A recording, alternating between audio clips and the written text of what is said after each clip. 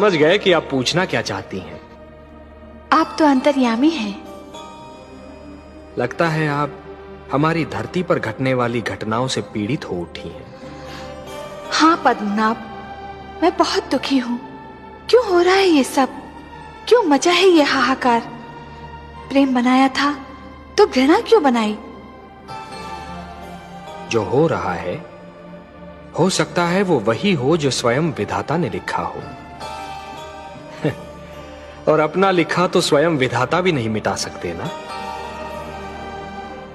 हे महादेवी, हो सकता है कि ये मानव की परीक्षा हो, उसके कर्मों की परीक्षा हो। पर ऐसा संसार और ऐसा मानव आपने बनाया ही क्यों नारायण, जो आपकी बनाई धरती पर अंधेरा फैला रहा है? तो आप क्या चाहती थीं कि हम केवल दिन बनाते और रात्रि न बनाते? फिर मानव को अंधेरे उजाले का अंतर कैसे जान पड़ता? विष न होता तो अमृत की महत्ता कैसे जानी जाती? पुष्प के साथ कांटे न होते तो पुष्प के सौंदर्य को कौन जान सकता? पतझड़ न आती तो वसंत ऋतु इतनी सुहानी कैसे लगती? हमने मानव को बनाया है देवी। मानव इतिहास को बनाने का कार्य हमने अपने हाथों में नहीं रखा, वो तो उसी पर छोड़ दिया है।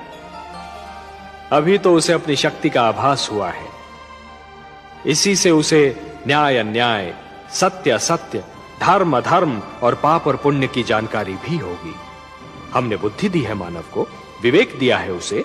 और यदि मानव ने विवेक से कार्य नहीं किया तो? यदि धरती पर रात्रि इसी प्रकार दिन को निगलती रही तो? अंधकार प्रकाश को डसता रहा तो? तब क्या करेंगे आप? चिंता मत कीजिए देवी। यदि असत्य और अधर्म अपनी सीमा को पार कर गए, यदि धर्म की हानि होने लगी, तो हम स्वयं धरती पर जाएंगे। हम वचनबद्ध हैं।